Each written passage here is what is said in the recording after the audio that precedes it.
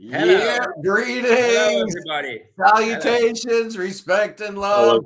Oh, we've got a full house here today. A superstar lineup. I've got Wayne from Prisms of Prog. How you doing, Wayne?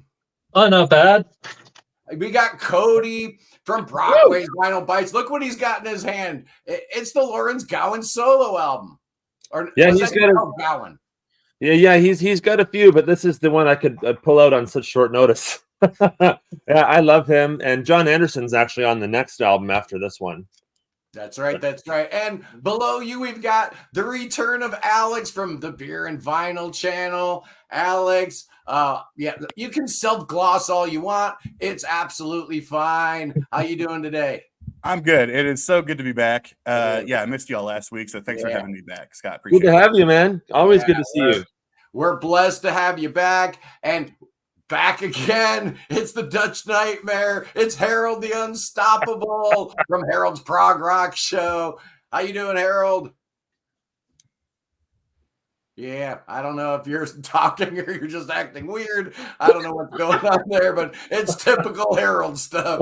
You never know. And finally, Pontus, the Swedish prog nerd. How you doing, Pontus? I'm doing great. I'm doing great. Just fun to talk about this band. Awesome. Yeah, I love them. This is going to be a fantastic episode. But you know what? Our good friend Harold, he's low on sleep. You know, he's got babies in the house keeping him up all night, and he's got carpenters banging nails and all this kind of voodoo witchcraft going on where he's got ghosts and spirits rattling around his house. Dude's not getting any sleep, so we're going to let him go first. He's going to point out his 10 favorite Styx tracks. And then, you know what? We're going to send Harold on his way and make fun of him the rest of the stream. Harold, the floor is yours. Is there any problem? Okay. I think, sorry, guys. I think we have a technical problem because there's a lot of echo on your voice, Scott. It's echoing around. Yeah, I'm not hearing it. I don't hear any echo. No, I don't hear it either. Oh, sorry. Okay. Last night, okay, no problem. Last night on Harold's Prog Rock Show, I had a guest for the first time in my life, Scott from the Pro Corner. Yeah, that was awesome, Harold.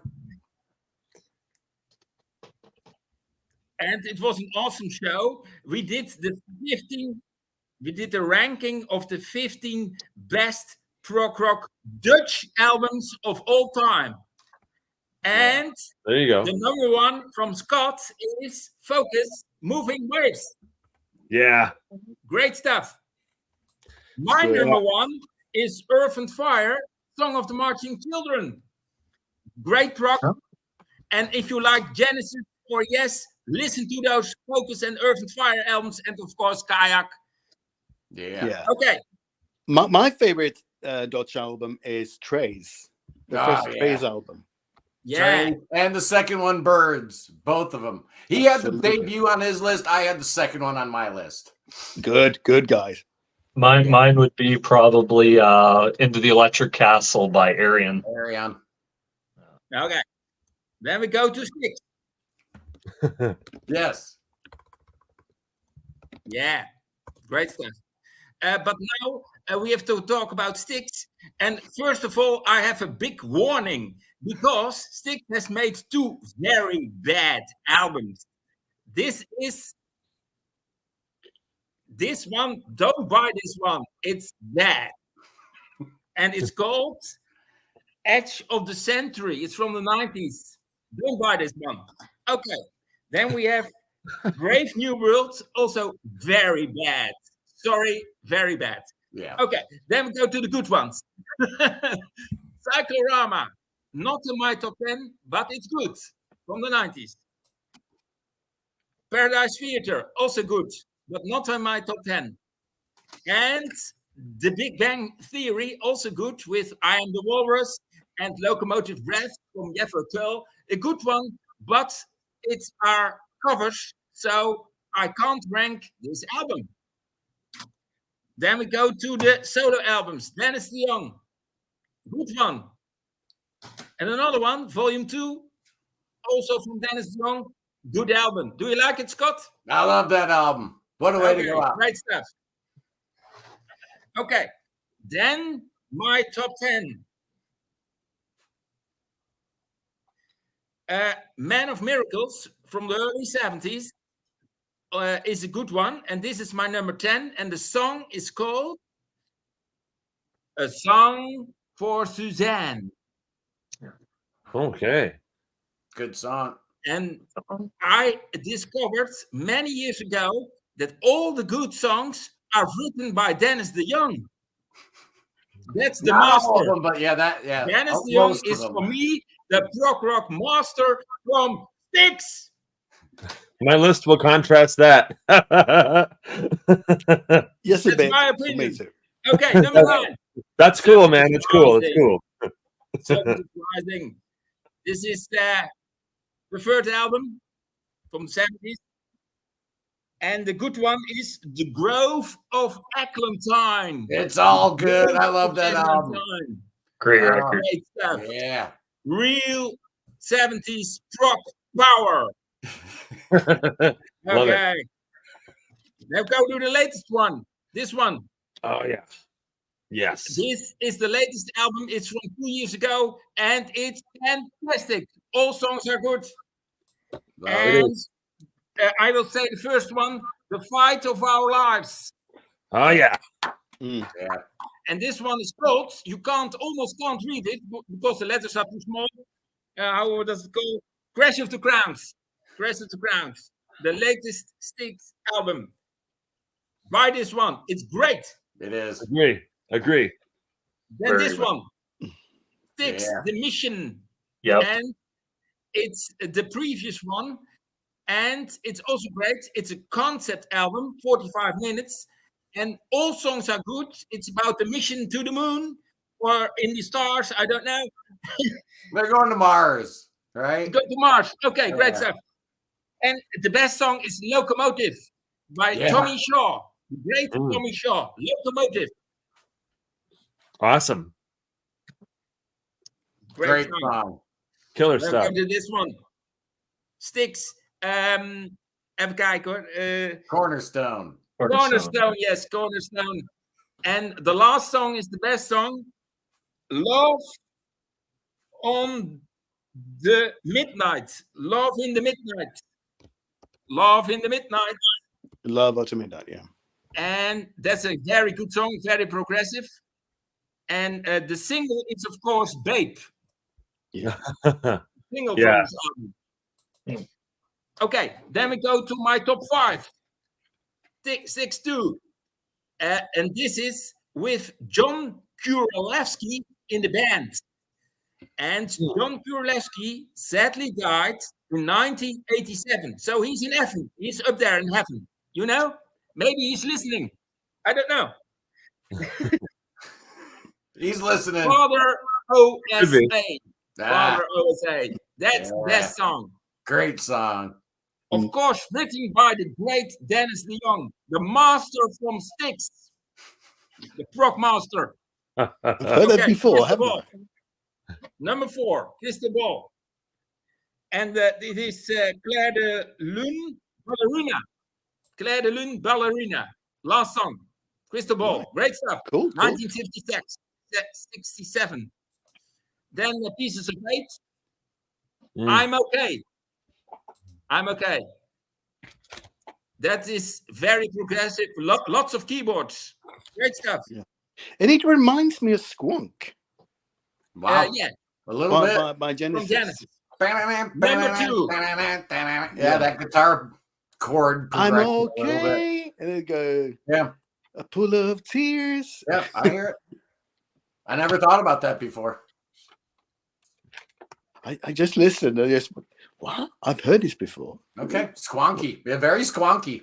Yeah, Squonky. Yeah, Yeah, That's the interesting. word of the day. Squonky. There we go. Okay. that's the secret word for tonight.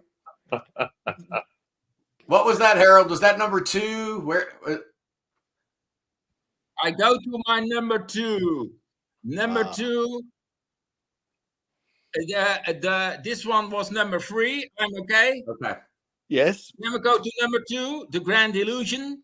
Yes. In Europe, this is the most successful Styx album. Yeah? And with good reason. That's an amazing. Yeah. And I have to tell you, I've seen Styx once live in the Netherlands. And that was very special because Styx always, almost never goes to Europe. And in 2005, Styx, Kansas, Meatloaf, and Dream Theater played on one bill at the Arrow Rock Festival in the Netherlands. Wow. Wow. Man, I went bananas. I went nuts. Wow. Kansas and I'd love to see that. Meatloaf and Dream Theater on Me one too. bill. Seeing Harold go nuts is a sight that I know, regular viewers of this channel are certainly enjoying. Yeah, You know, absolutely. I can't wait to hear what's number 1, Harold.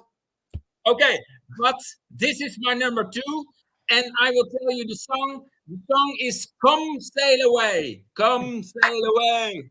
Come sail away. Good Mm. call. Good call. And then the great moment, my number 1, Equinox, and of course the best song Styx has ever made. Of course, written by the great master, the prog master, Dennis de Jong, is "Sweet Madame Blue." Ah, That's a great Sweet Madame song. Blue. great pick.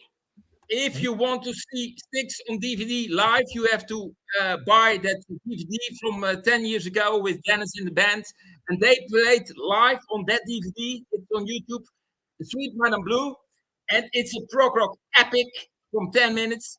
And the second part, they are singing about the great America. Mm. Scott, can you sing that line? America, America. Absolutely. I think we all can sing along, right? Can you sing it?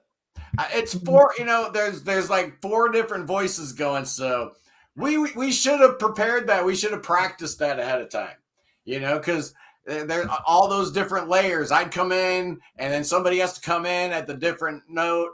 We'd have to practice that. Come on, man. That's not a one-man thing. That's the greatness of Alex Styx. going to do the bass, and Yeah, I'm going to that's do right, the that's right. soprano, and But we might have a little sing along later when I do Yeah. my top 10. But I'll tell you what, that was fantastic, Harold. Number 1, Sweet Madame Blue off of Equinox.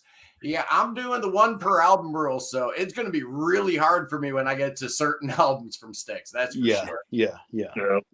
Harold, that was amazing. What else you got going on your channel this week before we have to let you go? I will do. I will do a review from the new Steve Hackett album, which is amazing. I think the new one. Yeah, You're right. great. And it's called the Circus in the Night Wheel from Steve Hackett. I will do a review. Good. And after that, I will do a ranking from the Deep Purple albums, all studio albums from Deep Purple. Nice. Awesome. Nice. Killer. That's solid content, everybody. Keep your eye on Harold's Prog Rock Show. Subscribe to his channel. All that kind of good stuff. We love you, Harold, but I'm done with you. It's time for Alex. And we wanted an American perspective. In fact, we've got 2 Americans up here on the panel specifically to talk about the great, the mighty, the powerful, the one and only Styx. Alex, how you doing? Tell me about you and Styx. Yeah, thanks, Scott. See ya, Harold. There he goes. Yeah, I saw somebody in the comments, and it's probably true. I feel like they have the same kind of story in the sense, obviously different music, but similar to Kansas, where it was they had some major hits in the mid to late 70s, and most people just know them. I'm sure a lot of people, except the ones here, obviously. It's almost just like a glorified A&R band, and it's there's just so much good stuff. So they've been a band I've loved forever. I've seen them, I think, 4 or 5 times in this incarnation. The band right now is so good. I mean, So good. They're just absolute masters. A lot of people might be like, oh, no Dennis, no Styx. Look, that's been a marriage that's been divorced for a very long time. Everybody's doing their own thing, and that's good. But man, the band now is just so talented. Obviously the great, Lawrence Gowan is just killing it and has been forever. And he came from a very successful, musical past up in Canada. Ricky Phillips has this history in Bad English and the Babies and all this stuff. And I think the master, I mean, there's so many, but Todd Zuckerman is one of the most incredible drummers on the planet. And Absolutely. Every night. So no question. Yeah, I got a chance to see them a couple times when I was in high school and meet them sort of in the tour bus area or whatever, and they were just the sweetest guys, especially JY Godfather. So just amazing. Love the band, and I really enjoy all eras ish. We'll put it that way. So for my ranking, this was tough. All these are really tough. I did 11 with like an asterisk, so we'll go from there because I want to start. This is number 11, so whether or not you include it in the top 10 is up to you all. But I think, again, going back to the whole, if you just think Styx is, some like radio pop rock band, whatever it is, imagine starting off your first record on essentially an independent. They were an independent label out of Chicago with Movement for the Common Man. And I mean, it still blows my mind. This is like a 13-minute song that sweet, that opens up a career. Never mind, I think one of the worst album covers, probably. Not a good album cover. That probably didn't help much. But No.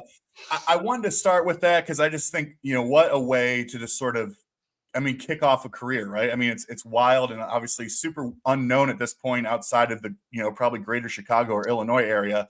But wild, obviously drawing in the fanfare for the common man kind of stuff going on there. But I love the little taxi cab confessional thing. Oh my god, yeah, the spoken word stuff, and it's awesome. Like it's anybody who would hear that and they're like, wait, this is Styx, and it's a different incarnation, but it is absolutely.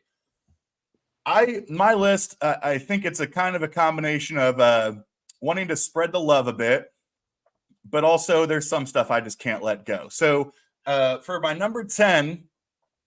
I think a lot of probably Styx purists would say that this was sort of them falling a little bit. If Cornerstone was the start of it, Paradise Theater sort of goes even more down that pop route or whatever. But to me, I've loved Snowblind all the time. I mean, I think my favorite Styx songs are the ones where the verses and the choruses are traded on and off with vocals. You got JY on the verse here and then Tommy ripping on chorus. It's dark. It's obviously about drugs, but it's just the whole mood of it. And I love it because like the whole mood of it is so different than the rest of this record, which I think is awesome. For the vinyl nerds out there like me, I just wanted to show this was one of the first, I think, records where the originals were all pressed with the etching. Yeah. My copy has that too. So it's cool because etchings are known now as unplayable sides, right? They're just the extra side. But here, this is fully playable in the Paradise Theater etching, which is really cool for those kids like me, right? So it didn't affect the sound either. Like it still sounds great too. Yeah, it's awesome. My next pick, I'm going to Man of Miracles. Somebody said this, and I'll do this. A shout out to the Wood Nickel era.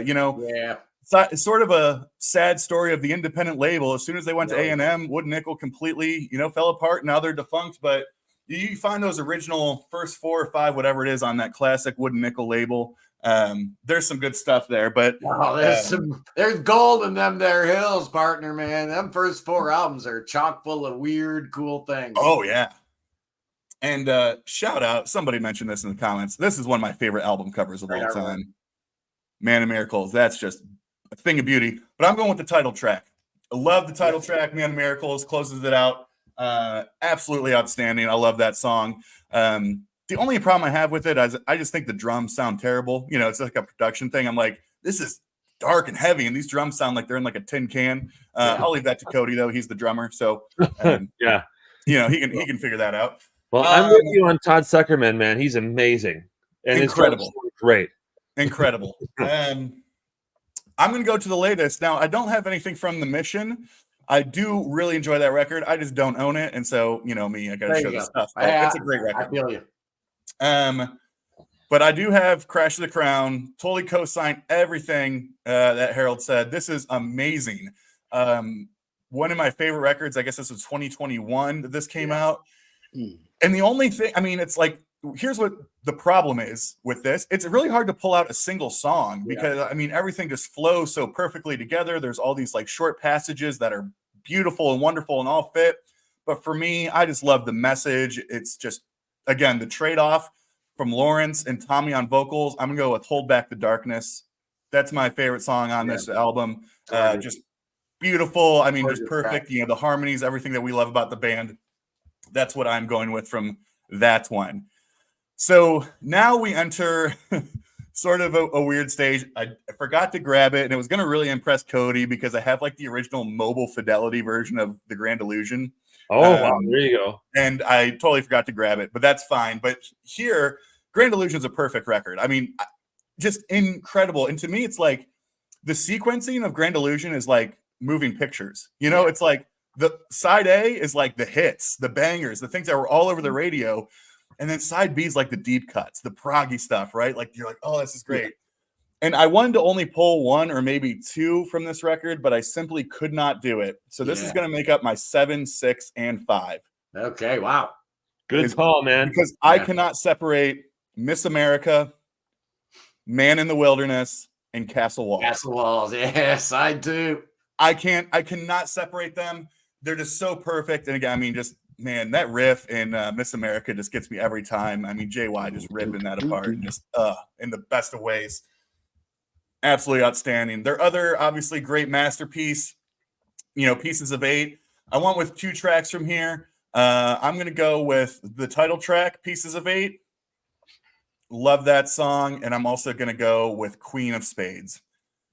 Man, that's just a ripper. And again, very similar in terms of the sequencing. You got some of the obviously major hits that everybody knows, but also you got some of these deeper cuts that are just amazing prog masterpieces, in my opinion. So yeah, that's what I'm going with. We'll jump up. We're at number 2 already. We're going to Crystal Ball. And the first with Tommy, but I'm also going to go with Claire de Lune Ballerina. Okay. I mean, just a progressive masterpiece. There's so many good choices here, but absolutely love that song. Perfect. And last, Free Tommy, which is interesting. I'm going to have to go and agree with our buddy Harold. Oh, no. Sweet Madam Blue has always been my favorite Styx song. Oh, that's man, a great tune. It's got it all. When that riff kicks in, it gets like heavy. Oh, man, just classic. So, yeah, Sweet Madam Blue. Also going to be my number 1. And very good. And you know, we really probably should have worked out the harmonies for that ahead of time. That would have made Harold so happy, but you know, such is life. A solo piece when they're singing America, you know, that's multiple voices. Awesome, well done. You know, that's a band with so much greatness that, you know, it seems like by adhering to the 1 per album rule, you get a little better cross section of the band's career. Because honestly, had I not done that, my top 10 would have all been from 4 albums. And I think we all know which 4 albums those are, you know, so it makes it a little bit more fun to do it this way. But, you know, Alex, I'm not surprised that me, you, and Harold kind of see eye to eye on stuff, but I'm a little worried about some of these young whippersnappers. We'll see. Yeah, Cody's worried. Ready to shock the world here or what, man? Yeah, well, I want to give a cool Gowan story before we get into my. I know you got a story. Now, before we talk about Gowan, just talk about Styx. My intro to Styx was from my mom. She had the Styx Greatest Hits CD playing a lot, so you are going to find a couple of hit songs on my playlist, on my list here. There's no Babe, and there's nothing from Kilroy was here, so don't worry about that, okay? There's no Babes here. Hey, first of all, before you get going, what's with Kevin at the golf course, man? Come on. What's up, Kevin? You knew what time it was. Hey, boss. You adjust your tee time, you know, in accordance to us going live. You know better than that, but anyway, I thought that was funny. So I got to get into this Gowan story because it's too cool. So my dad is a Canadian bassist. He's been retired now for probably 15, 20 years. But back in the 70s and 80s, he was playing in lots of Canadian bands. He was the bass player for Lee Aaron. He was the bass player for Rabbit. He was the bass player in a band called Rheingold with Larry Gowan way before he was even solo. Okay. And so this is back in 1978. Those guys were crazy. They used to do Bohemian Rhapsody. They did a lot of covers. They would do Bohemian Rhapsody. They did the whole middle part and everything. Like, they didn't just cut it. They played the whole tune, dressed up in costumes, all that fun stuff. Now, he left Rheingold and he went with Rabbit, and like I said, and obviously Larry Gowan went solo, did the Styx thing. About 40 years later, my dad and I are seeing King Crimson in 2019. And I'm standing in the bathroom at set break, and I look over and I see a guy standing in a suit with a blue strand of hair. And I was like, oh, good Lord, this is Larry Gowan. I'm not just going to go approach this guy in the bathroom. That would be so freaking weird. So, but I'm like, I have to go talk to him because I know. I didn't do it. But I'm like, that's Gowan. Oh my gosh. So I did my business, went out, left the bathroom, and I approached him outside and I said, hey, Lawrence Gowan, my name's Cody. I'm a big fan. I had him on Facebook, but we had never talked. He looked at me and he said, you're the guy with the record store. He said, you're the guy with the record store. He's like, man, I've been meaning to come check out your place. I was like, what? I was like, no way. Awesome. So I'm talking to him for like 5 minutes. Then my dad comes out of the bathroom and he looks at my dad, and he hasn't seen him since probably 1980, right? And he goes, Chris Brockway. He said, you were the last missing piece of the Rheingold era. He said, I reconnected with all of those guys in the years since, and you were the last missing piece. And they hugged and everything. I got a picture of us all standing together. It was so cool. Wow. I love Gowan. I could go on just about his solo work and some of his great songs like Lost Brotherhood and Criminal Mind, but we're talking about Styx today. That new album is one of my absolute favorite Styx records. It's right up there with Grand Illusion for me. I probably even listen to it more these days just because I love the lineup. I love the band. They're not really trying to have hits anymore. Can we just stop and pause? We've been on for 27 minutes and the name Will Evankovich has not been said yet. Well, now you just did. It has to be said, man.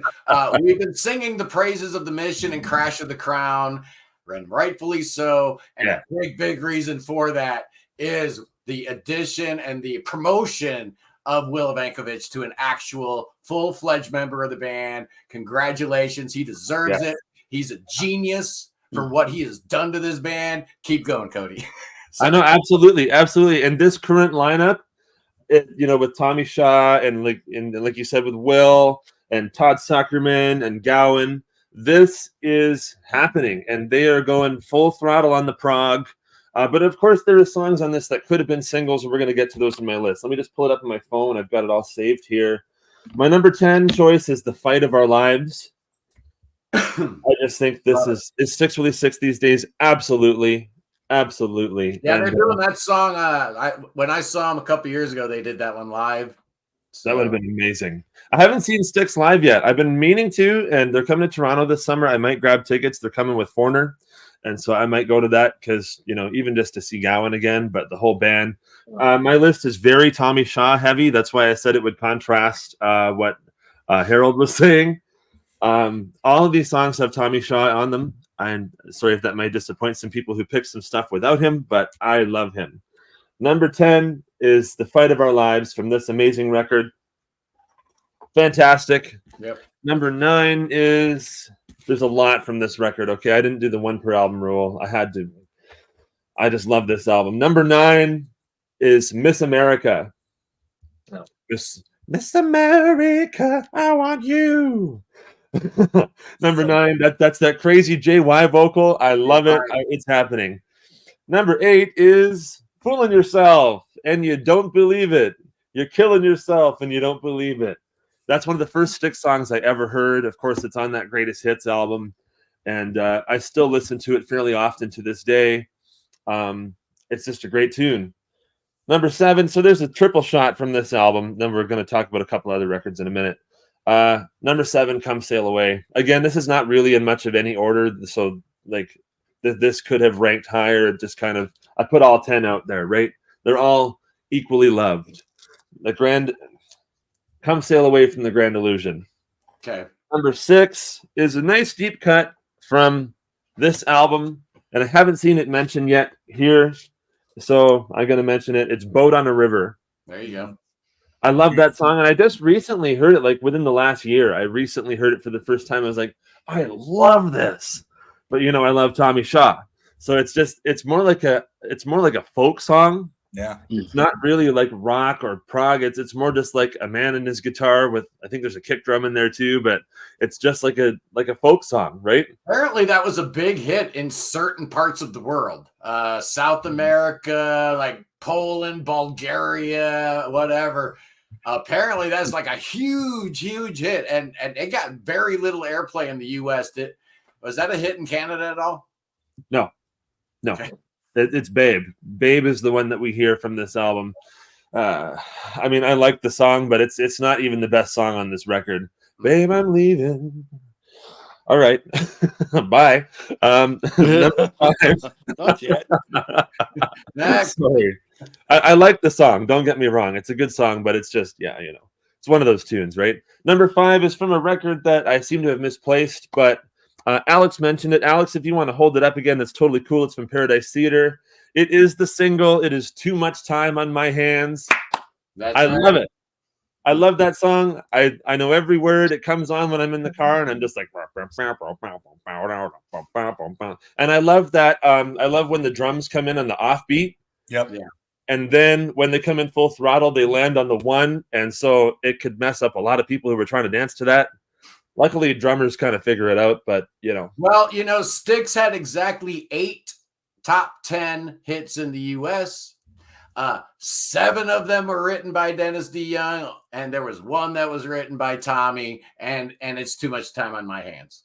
It's a great song, and it's not really what you would call prog, but it is a really, it's a hard rocker, and I love that kind of music too. And so, it's okay. It's okay, because labels are just labels. I mean, it's good music. It's good music, right? Number 4, this is one that I have played on both of my radio shows. You can hear me on the radio on Thursdays over on Prog Radio and on Deep Nuggets Radio. I've been doing both these for about 2 months now. And there's a song from this album that I have played over the last month and a half on both stations, and it's Our Wonderful Lives. It is very much like you could listen to Fooling Yourself and then this, and they really work well together because they're in the same key and stuff, right? But that song to me is just absolutely wonderful. I could have picked more from this album. I could have picked A Monster. I could have picked, the title track. I could have picked 2 of those, but those are my 2 picks from this album: is The Fight of Our Lives and Our Wonderful Lives. All the songs about lives. Awesome. Yeah. Number 3, Blue Collar Man. Yeah. And we got it on the gold vinyl. I just want to show that. I pulled it up a bit earlier, but I want to show it. We got it on the gold record. Nice. Cool. Most of my Styx albums are on colored vinyl. Yeah, I love this album. Again, another great Rockin' Tommy tune. That's one of those, know all the words that comes on in the car, and I'm just like, Number 2, probably the best song from this album. That's maybe a little bit controversial, but it's Renegade. Great song. Oh, Tommy roll. It's all about Tommy today. From the long arm of the law. Great song, and that has some of the most beautiful vocal harmonies that we've heard since Queen. Think about that. Listen to the vocals going on. I mean, that is no comparison to Queen, because nothing compares to Queen. Believe me, they're untouchable. But you can definitely hear the influence here. Yeah. And how it has this really nice sort of emotional, moody intro. And the harmonies come in, and then all of a sudden, rah! And then the drums come in, and everything's just rocking. Got a killer guitar solo in there. Oh, great tune. Great tune. And number one is the title track from this album, Grand Illusion. Welcome to the Grand Illusion. Every Styx fan loves this song, and if you don't, you're lying. No singing, Cody. Yeah, I can't help myself when it comes to certain songs. It's just it's what I do. Oh, It's passion, man. Yeah. it's that's exactly it. And coming into this video, I hadn't heard this in a long time. I hadn't listened to this in a long time, and I put this on last night, and I was like, oh, Superstars, and what else? Man in the Wilderness, Castle Walls, obviously the hit songs that I've already mentioned too. This is an amazing album. Like, I'd even say that this is a 10 out of 10, as is Crash of the Crown. These, to me, are the two best Styx albums in my personal opinion. But I'm ready to be told I'm wrong. I would squeeze Pieces of 8 in between the two. I think that's my top three. I think I go Grand Illusion, Pieces of 8, Crash of the Crown. So we're not far off. Oh yeah, you and I have very similar music tastes. We're close. We're close. Just Crash in of the Crown, general. either way, the point is Crash of the Crown is that good, and you can argue the Mission is every bit as good. Some people prefer it. It's a little different approach. Crash of the Crown, a little more song fragments and little snippets, and right when you're starting to get into what a song's doing, it changes gears entirely, like 3 or 4 times. Oh, that song was only 3 minutes long. How did they do that? It's insane.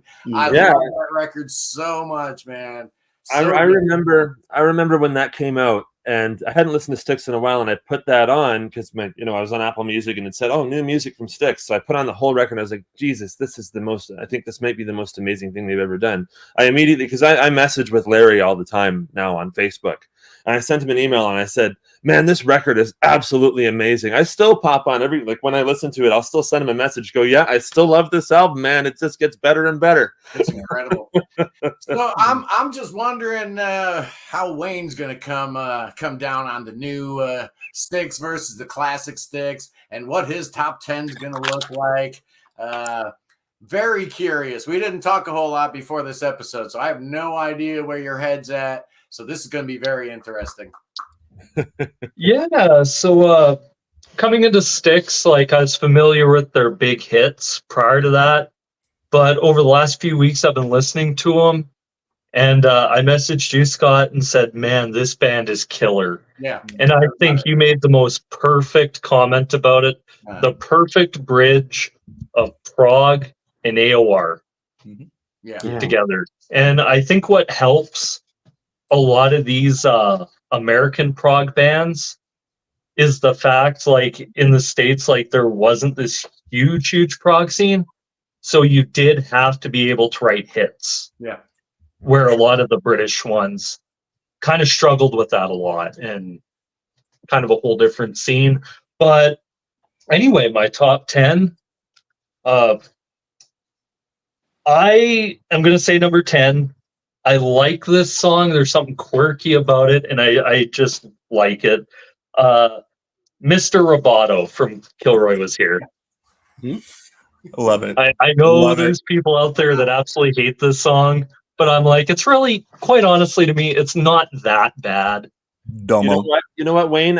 It's like Mr. Roboto and Babe are like, they're actually good songs, but it's just, they're just some of those easy songs. Babe's right? coming, Cody. Babe is coming. Just be patient.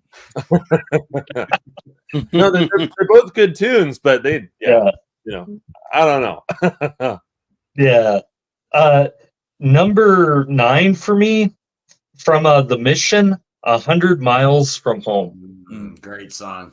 It really is. I listened to the last 2 albums this week, and I was like, holy crap. Like, sure, they had their little lull in about the 90s, but the last 2 records have just really opened my eyes to how good songwriters, they can still write good songs.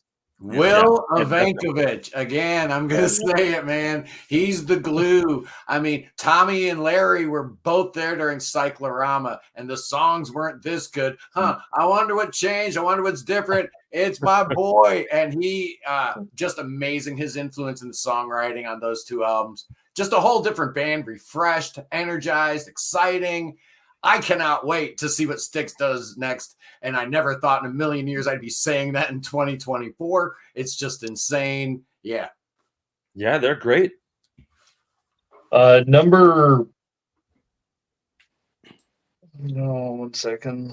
Let's see here. What's the next one? Number 8 is Save Us From Ourselves from Crash of the Crown. Yeah.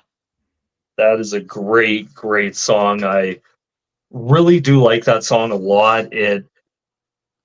It's one of those albums where you're listening to, and like you said, it just flows so much into each other. Yeah. I love those albums like Dark Side of the Moon, stuff like that, where the album is just one flow and works really good. Number 7 for me is from Styx 1. Quick is the Beat of My Heart. Wow. Wow. Really? Okay. Nice. Way back. Yeah, really dug that song. It's just listening to these, I'm like, they're not terrible songs. They all have a different kind of feel, different grooves to them. Something a little different. Song number 6 for me from The Serpent is Rising, The Groove of Elgantine. Oh, yeah. Yeah. That's a weird one. I love it. It's a banger. Number 5 for me, I think's been mentioned by almost everyone. Claire de Lune, Ballerina from Crystal Ball. I think when Tommy Shaw entered the band, it just put them on a whole nother level. Yeah. Like his influence. I agree. It did, but the record execs at A&M very not happy with the sales results of Crystal Ball.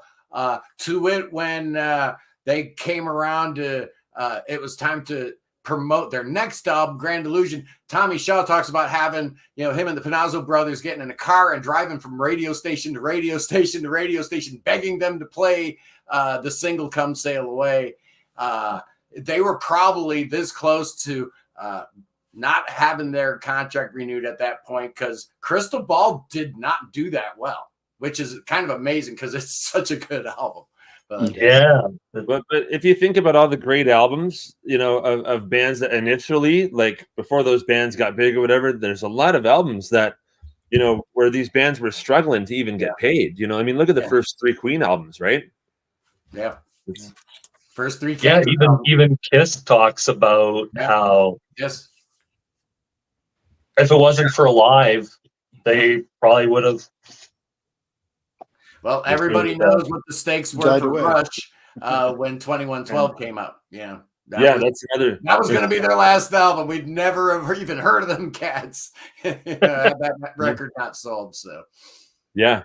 Well, in Canada, we would have. Yeah. Number 4 for me is from Styx 2, Earl of Roseland. Wow. Nice. I love it.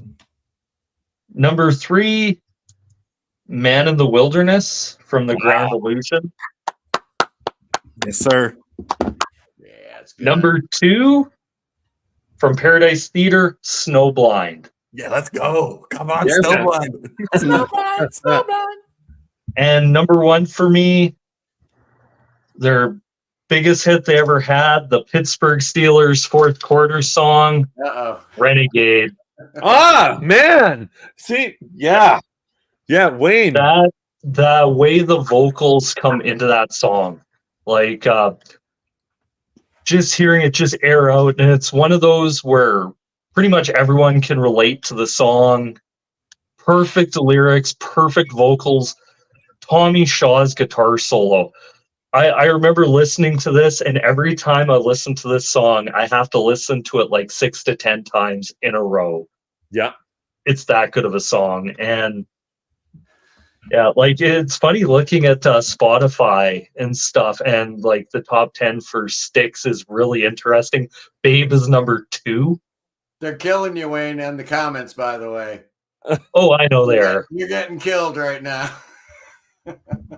Will Wayne get a single song title correct? Oh, probably eventually. Whatever.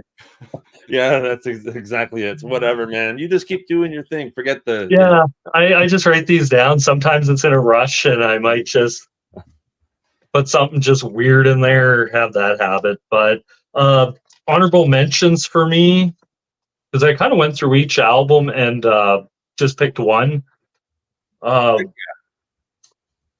Man of Miracles for Man of Miracle, Prelude 12 Sweet Madame Blue from Equinox, Boat on the River from Cornerstone, Edge of the title track from Edge of the Century, Heavy Water from Brave New World, Fields of the Brave from Cyclorama. I like that song. Yeah, That's a fun one. Yeah, that's a Larry track, isn't it, Cody? That Fields of the Brave, singing about First Nation people. Isn't that what you guys call them up there in Canada? yeah. We call them what do we call them? Indigenous Americans, Alex. Yeah. It's changed a few times over the years. Yes. Yeah, I got it. Yeah, I live just up the street from Six Nations. It's like it's really close to my home. It's like like the native reserves are really close to here. Closest thing I know about anything about that would be Six Flags, but I'm guessing that's not the same thing at all. Pontus, what do you know about roller coasters and theme parks and stuff like that? You got a big like Disney World Sweden going up next to the IKEA there in Stockholm. We have 2 major amusement parks. One is in Stockholm called Gröna Lund, where Kiss played and Bob Marley played and all kinds of concerts. Paul McCartney played here. Oh, good. Yeah, and we have Liseberg, which is in Gothenburg, which also have concerts and things like that. But that's the major amusing parks in Sweden. You should go and visit them. Did you get to see Paul McCartney there? No, it was in the 70s, sadly. I saw Paul McCartney in 2011, and it was a religious experience. Yes, it was the best concert I ever been to. Burger Barn. I love the Burger Barn, man. I haven't been there in forever, but that's like 20 minutes up the street from me. Scott, I'm so sorry to jump in, Pontus, but that was for you, Cody. I want to take 1 minute and say something really cool to Scott. So I had a customer come in my store last week. His name is Scott McRae. I don't know if he comments as much here, but he watches your channel all the time. And he heard one of the videos where we happened to be talking about my record store for a minute. And it just so happens that the Prog Corner is huge. I mean, I know we've got almost 9,000 subscribers here, but this gentleman is from Port Dover, which is on a beach about, 35 minutes from my house. And he was watching the Prog Corner. He had no idea about me or the store. He heard you and I talking about it, and he came in because he was watching the Prog Corner and heard about my store. So thank you very much for that. That's awesome. I wanted to let you know. I almost got a picture with him and sent it to you, but I figured I'd just and I do know who Scott McRae is. Yes, he's been a subscriber for a very long time, so that is awesome. Thank you, Scott. But anyway, back to Stockholm, man. Enough of you Canadians, man, taking all the airtime and FaceTime and burning all the oxygen out of the room. It's time for some Scandinavian wisdom with the one and only Pontus. Well, this is a band where I heard this band the first time in '88. I was given a tape. Me and my mate Roger started a tape trading sort of thing that went on for years. And we sort of had that. And that was on this first tape, there was 2 songs from Grand Illusion. It was my first introduction. And it was Come Sail Away and Miss America. And I really wanted to buy those albums, and they were quite hard to find on CD back then. I think the A&M catalog was available, but the first records was quite hard to find. This is, last week I was really going into depths with things, and now I just felt I'm gonna pick the songs I like, no matter what album they are. This is just, I love Styx. To me, they are also very influenced by Uriah Heep. Yeah. I hear that school of, the vocal harmonies and the heaviness and the organ and all that stuff, and there's dual guitars, and I really enjoy that. I can only agree with you that the last two albums have been very good, but they just didn't make my list. I just was in a different mood. So here it goes. We forgive you. Yeah, you mentioned it very much. So Man in the Wilderness. I love the guitar solo. I love it. I love that sort of, and that must have rubbed up on Kansas because they played with them, and Kansas became a little bit heavier after that. And of course, Fooling Yourself, Angry Young Man. I mean, it's one of those, it's when AR or prog can be very accessible and be good prog, like Alan Parsons Project, or 10cc and all that stuff, and it's just a good song, There's a lot of time for me. changes. There's a lot of time Snowblind is changes in number 8. Fooling Yourself. Sorry? I said there's a lot of time changes in Fooling Yourself. It's very deceptive.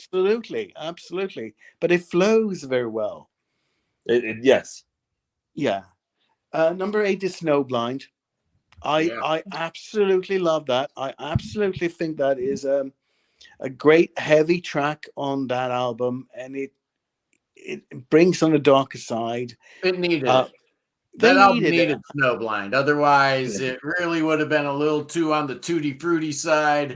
It absolutely needed Snowblind just to give it that little bit of kick. Right? Yeah, absolutely. Number 7 is not the tutti frutti side. Bad bit. And here we have Blue Collar Man, Long Nights. Yeah. That is their Purple moment, right? Yeah. It's really sort of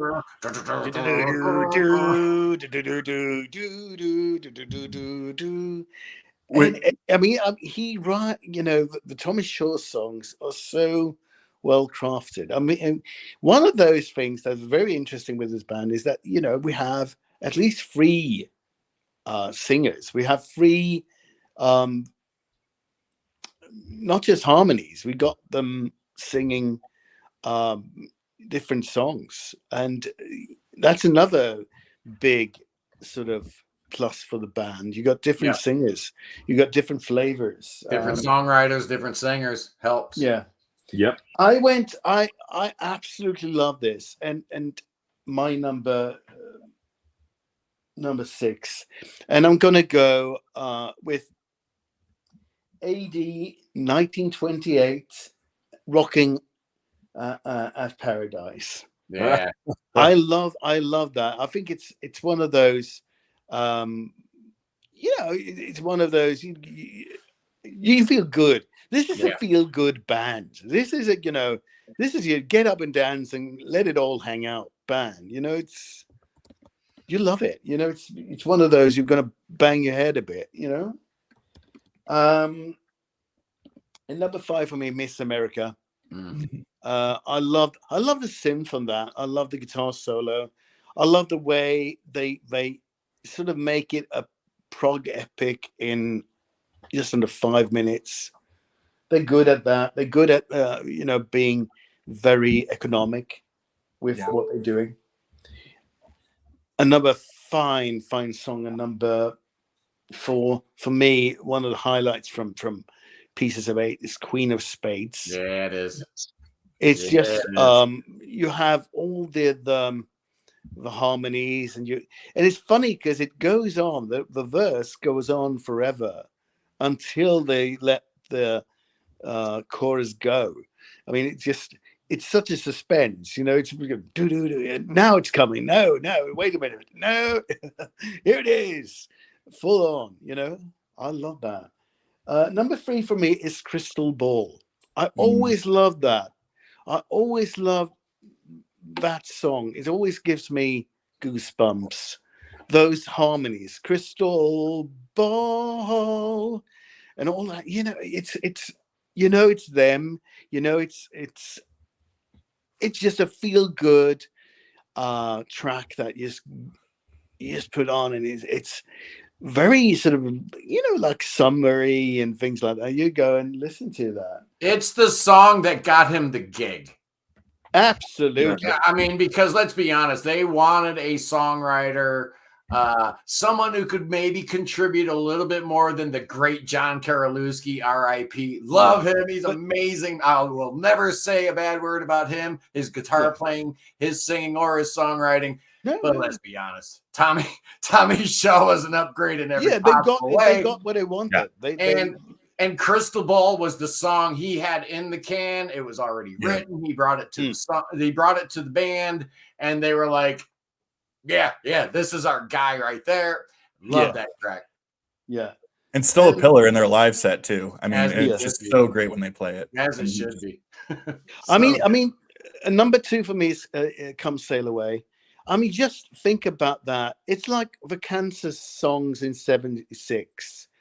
It's prog, but it's very economical. You get all you get the economy. It's very sort of, you get your sort of excursions into the sailing bit, right? All the great synthesizer traveling stuff, and then you got heavy bit, and then you got the it's just masterclass of writing and arranging, and it fits. You get actually an epic, but you get it in 6 minutes. Yeah. And my number 1, and it will change, and I need to get more into the early stuff. I know that, but I love Castle Walls. Yes. Yeah. Castle Walls is, it's just magnificent. With all those, with all those harmonies, and the instrumental break, and and you end with that sort of small guitar, short guitar piece that goes. They really nailed it for me there. Yeah, is really so. I'm not that adventurous, but I just went with what I liked. I had a few honorable mentions. Gone. Yeah, from that album, and there's a lot from that new. Locomotive was another one, which I like a lot. I had Lady, which I think is a fantastic song. Great track. It's and I had I'm Okay. I had Light Up. Yeah. And I'd Sing for the Day. I love that. I think it's a ballad, but it's a good ballad. Sometimes we need those. We need the good stuff when everything is not complicated, just to clear our heads sometimes, right? That's a nice song, and he's singing about a girl named Hannah who I guess he would go on and name his daughter Hannah after that song. So that's kind of cool. That's art imitating life, or life imitating art. Which came first, the chicken or the egg? The song. I think the song came before Hannah, the person, came around. Any more honorable mentions? Because those are all amazing. I haven't heard like one song I haven't liked. I had Love After Midnight. Yeah. And Sweet Mud and Blue as well. Yeah. Yeah, nice picks. Yeah, you can't do a Styx list and not mention Sweet Madam Blue. That's an absolute fact. Yeah. So great. What a band, Uh-oh. man. What a band. Yeah. What a band. Awesome list, Pontus. Just Thank you. incredible. But, as per usual, when I go through this, to be honest, the top 10 list of Styx, it would be, probably all songs from Equinox, Crystal Ball, Grand Illusion, and Pieces of Eight. But I'm doing the one per album rule, and that way we, can talk about a few different albums and a few songs that we probably wouldn't talk about anyway. But I remember the first time I saw Styx, man, I'd already checked out. Love Beach had already happened. Tormato had already happened. And then there were 3 had already happened. And then Styx puts out Cornerstone. Oh, man.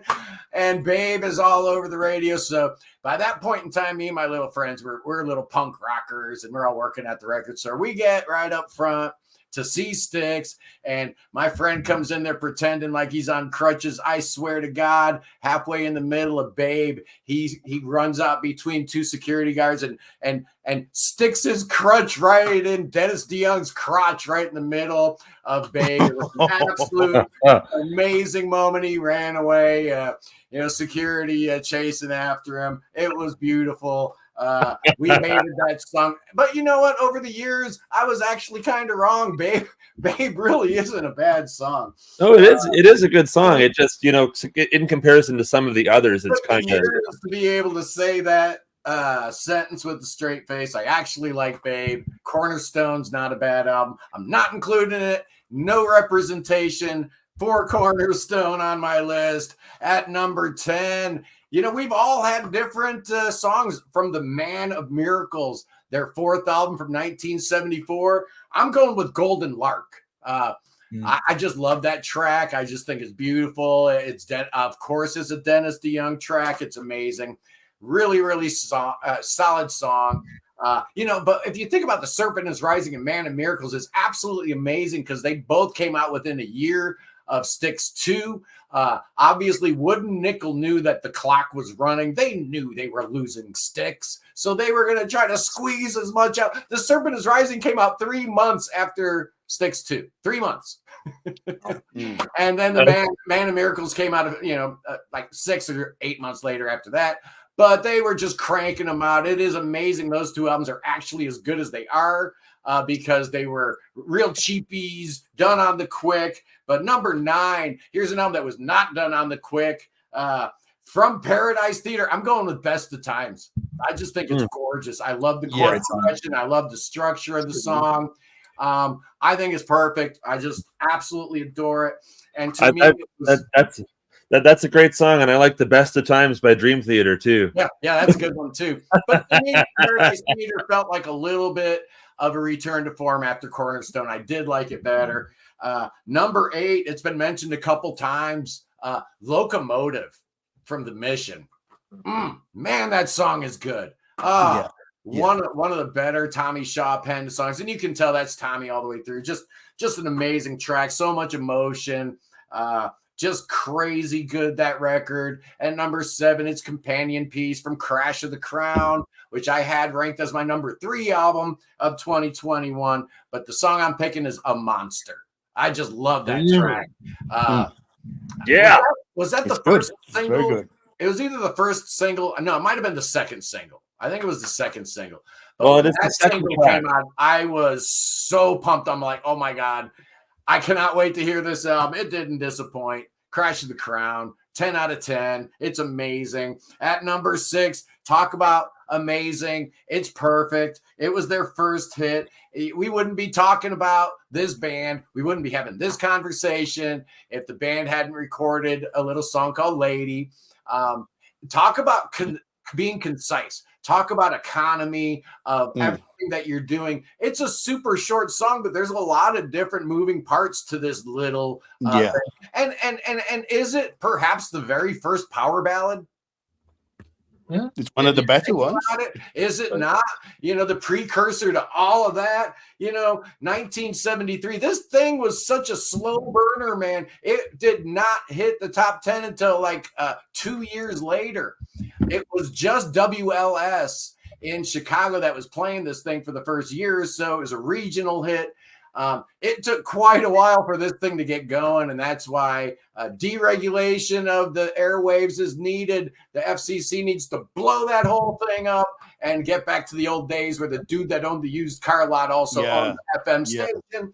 But need that's radio a whole back. other thing. At number 5, it's the Queen of Spades. Yep. It's gotta be the Queen of Spades. I love that track. It's a little dark. It's a little weird.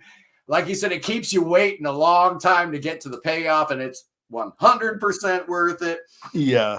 Oh boy, the 1 per album rule is really rough when you get to albums like Pieces of 8. But how do I deal with the Grand Illusion where all 8 songs are absolutely perfect? I could just basically flip like a Dungeons and Dragons die, right, with the 18 side, whatever. I'm going with the Man in the Wilderness.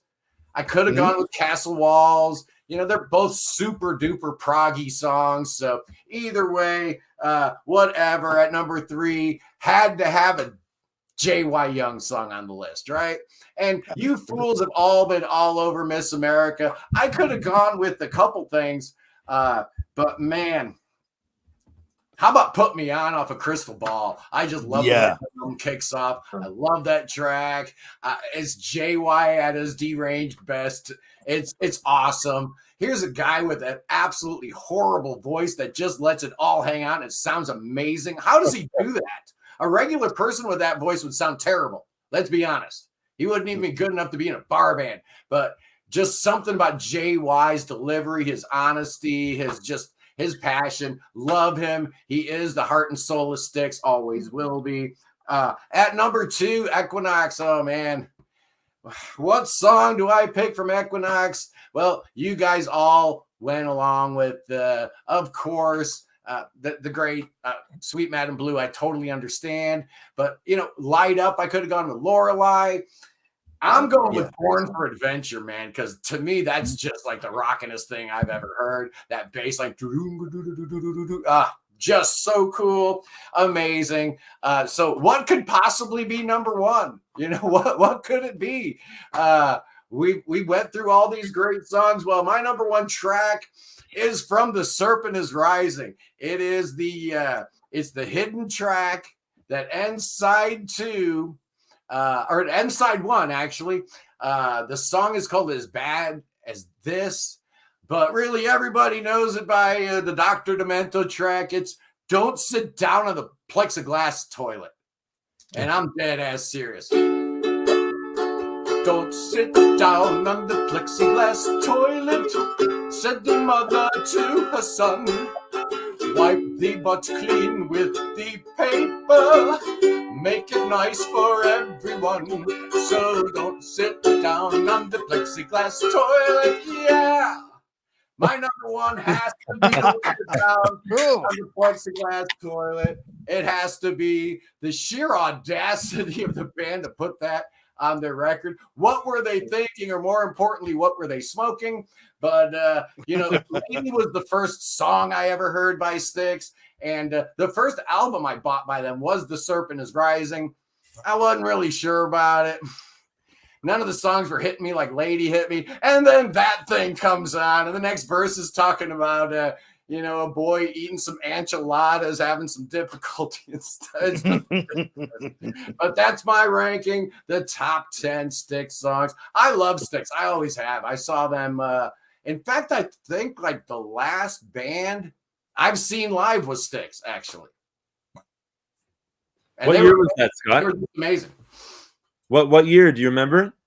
Yeah, it was 2021, I guess. Oh, so fairly recently. Okay. Crash of the Crown. Okay. Yeah, it was a great tour. Great. I'm going to Haken tonight, man. I'm going to Haken tonight, and then I got Pantera and Lamb of God tomorrow. Wow. Oh, Jesus. That's some noise. You got an opening act for Haken. No, it's an evening with Haken. Just like it's called an evening with Haken, so there's no opening act. They're doing all of Fauna all the way through. If you guys watch Brockway's Vinyl Bites, there's going to be a concert review video coming out. There's going to be probably 2 for both concerts. So I always do that when I go to shows. So yeah, check it out. Nice, it turns out Record Hound in the comment section here has actually been to my record store before. So cool. Thank you. There you go. There you go. And actually, Scott, wouldn't jump in because I know we just did a big show on this a couple of few weeks ago, but sending out our thoughts and everything to Phil in Kansas, who experienced a major heart attack, sounds like a couple of days ago. Oh. So he's taking a bit of a rest, and they got somebody coming in that's filled on other places. But yeah, apparently it was a pretty scary situation. So apparently he's one of the original people. So don't count on Phil being in that drum chair anytime soon. It's being held down. It's in good hands. The cat that's playing drums now apparently has been their drum tech forever, and has that in numerous times when Phil's had health issues, like at the last minute. This guy knows the set better than Phil knows the set. Phil will still be managing the band as he has been managing the band for the past 40 years. So that's not going to change. So I'm not worried about Kansas. Their last 2 albums are really, really good. I am worried, though, about Phil's health. So I'm glad you brought that up. Sending out our prayers. Yeah. That Absence of Presence album, like Crash of the Crown, is easily one of the best records that band has done. Yep. Now, there's a couple of other bands that could take lesson from that. I'm not going to say who, but they could take note from that. So who's got some closing thoughts? I've got some closing thoughts, but I'm going to save that. I'm going to save that for last. I got a couple things. So don't you click off. I'm watching on the numbers. I know when we start wrapping things up, people like, oh, I'm going to click off now. Don't you dare click off. I'm watching the numbers, okay? I got a couple things to say, but we're going to go around the horn. Wayne, tell me about what you got going on this week on your channel. Before I get into that, I did mention it yesterday, but I'll mention it here. Our condolences to Jeff Shilka and his family. Yes. His brother-in-law passed away. Mentioned it to me. So just our thoughts and prayers with you, Jeff. On my channel, I got going on, just uploaded a video for Joni Mitchell today, reacting to her song Woodstocker. I believe that's the one I put up. And got one coming up from the Aristocrats called Blues Fuckers. So nice. That one's going to be posted soon. I have a bunch more. I got to go back and remember what I reacted to the other day.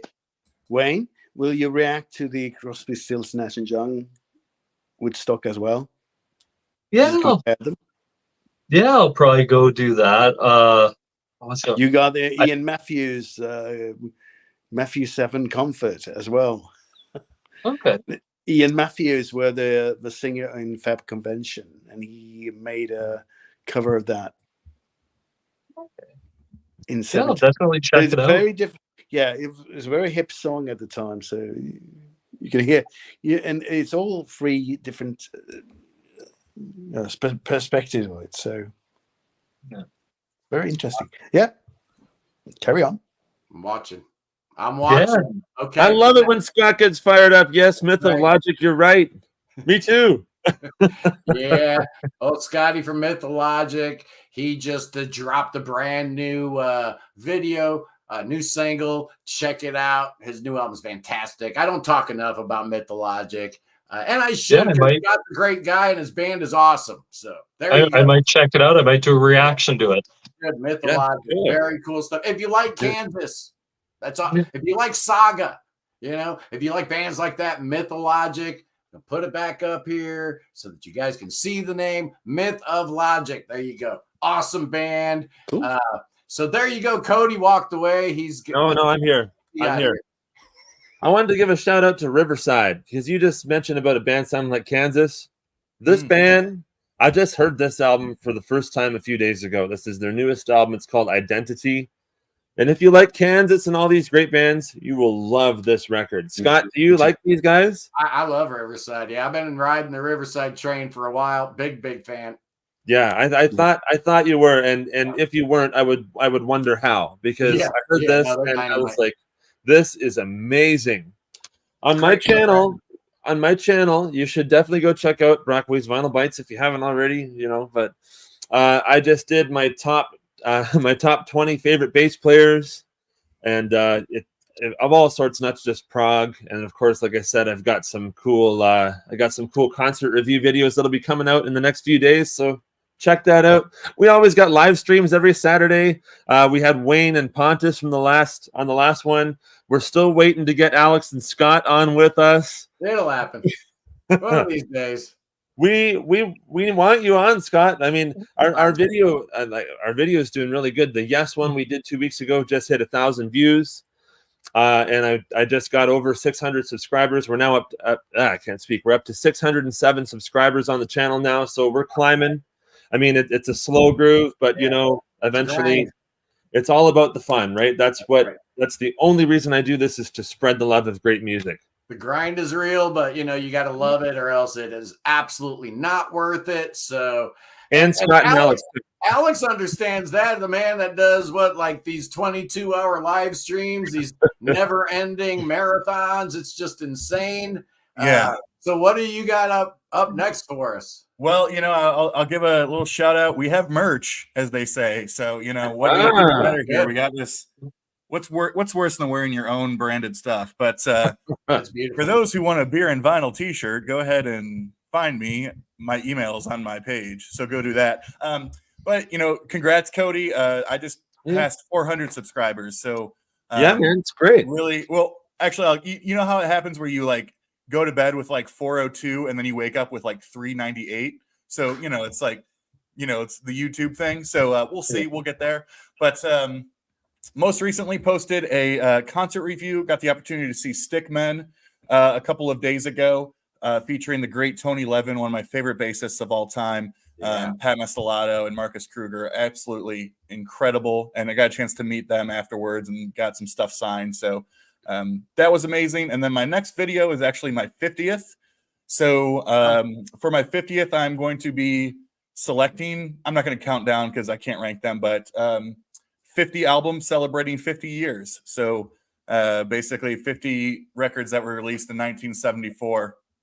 And that'll be posting today. So nice. Yeah. Awesome. Cool. And Alex, I look forward to having you on the channel sometime as well. Let's talk about that. Yes. And let's bring that Scott guy on too. Yeah, okay. Hey, anything's possible. I was on Harold's show yesterday. Yeah. So who knows what's possible? Pontus, what do you got planned? I know you're here, there, you're everywhere. Who knows? Yeah. Maybe one day you'll have a channel of your own. Yeah, and actually, I'm part of a book. Let's hear about Martin Popov does these panel books. And he's done one on, he's done a few, one on Lissy and one on many things. He did one on Robert Plant, and I'm one of the contributors. Okay. So I listened to 4 albums actually, and contributed my thoughts on that. So it's great to be published in book form, right? That's amazing. Yeah. Yeah, that's cool. That's good stuff. So that's on sale now from Martin Popov's site. We love Martin. Martin is the man. Like I said, if you like rock music and you like reading, there's a good chance those two interests at some point intersected exactly in the lap of Martin Popov. Yeah. He is awesome. Just love his stuff. But yeah man, it's going to be an exciting one next week, guys. Me, Wayne, and Cody are going to tackle. Everybody else has the day off. A week from today, man, Sunday Prog stream number 26, March 3rd. Mark your calendars, boys and girls, because we're ranking all 208 Yes songs. All of them. That's right. The wife has been warned. She's been told we might go a hair long, but she's challenged me to keep it at or under 90 minutes. So it's going to be a lot of fun. And then this is one I know the whole world's been waiting for.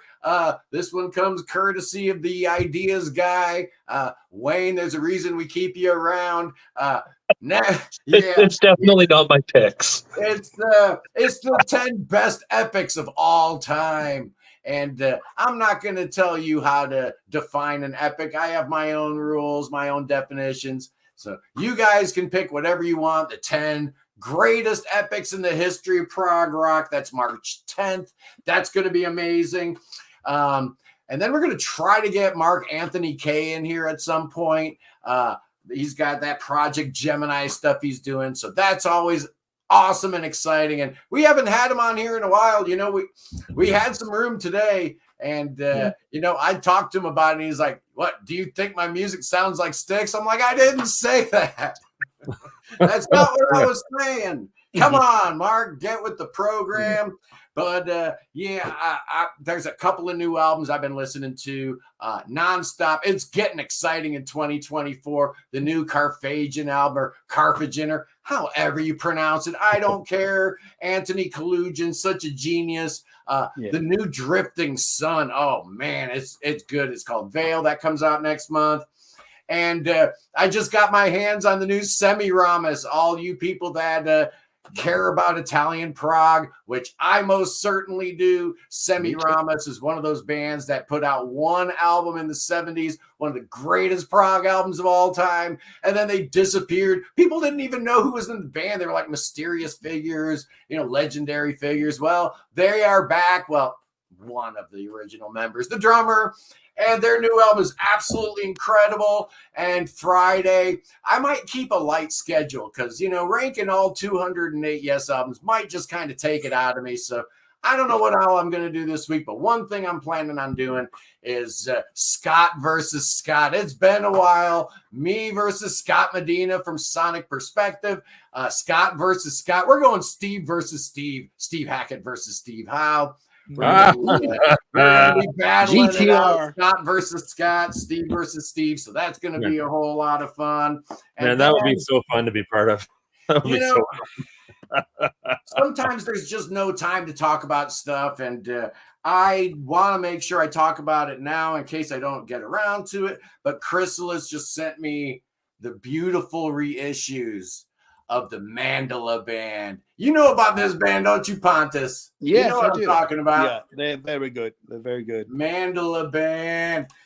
Their first two albums reissued with a brand new mix. So they gave me the box set, 4 CDs. Wow. The 2 original mixes.